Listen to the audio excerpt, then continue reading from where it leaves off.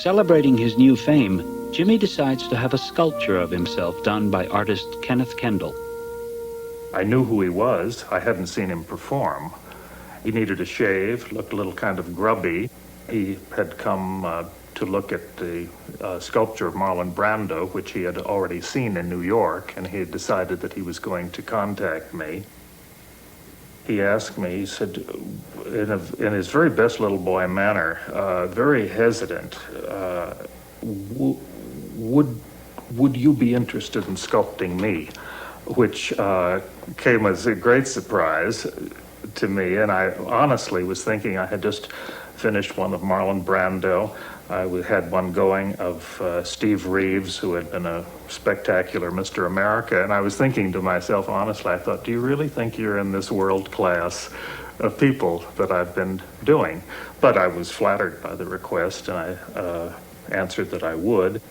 2 weeks after his visit, I went over to Hollywood to a matinee to see East of Eden, and I practically fell out of the seat. I thought, good Lord, I know this guy. He knows me. He wants something from me. I just couldn't get over it. He's not watching us. I feel as if he can still see us. While many critics are calling Jimmy a great new star, others accuse him of imitating Marlon Brando. James Dean was said to be another Marlon Brando, which isn't true at all. Marlon is heavy as lead compared to Jimmy. Jimmy's mercurial and light and dancing all over the place. That's not Marlon Brando at all. But it was just that we had two good actors. We lost two actors in the crash at Cholame, James Dean and Marlon Brando.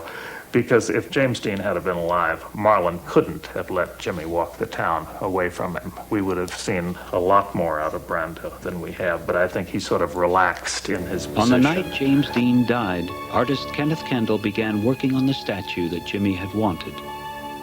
6 months later in Fairmont, Indiana, the finished bronze bust was mounted on a pedestal in the cemetery where Jimmy was buried. As James Dean was being honored in death, he was also being slurred.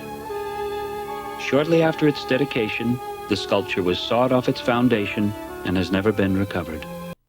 He lives on because today's youth have felt so fervently about his spirit and his essential energy.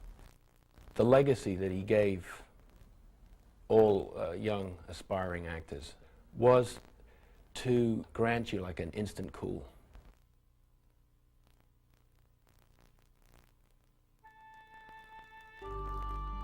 The first time I saw James Dean, a girl who worked in the neighborhood came to the front door once and said she wanted to bring over a young actor to see the Marlon Brando sculpture, which I had done. So they came over probably about 20 minutes later. He, for some reason, turned me into a nervous wreck. I couldn't tell you why. To me, he wasn't an important actor. I didn't know what he could do.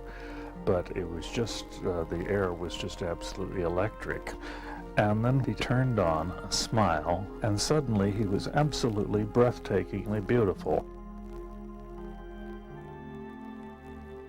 Everyone was just looking at him and saying, hey, wow, this guy's something, and then poof, he's gone. And I actually started the sculpture the night he died. I thought there wasn't any fan club, there wasn't anything, and I thought, if I've got anything to do with it, this kid isn't going to be forgotten. Okay, James Dean. Each new song.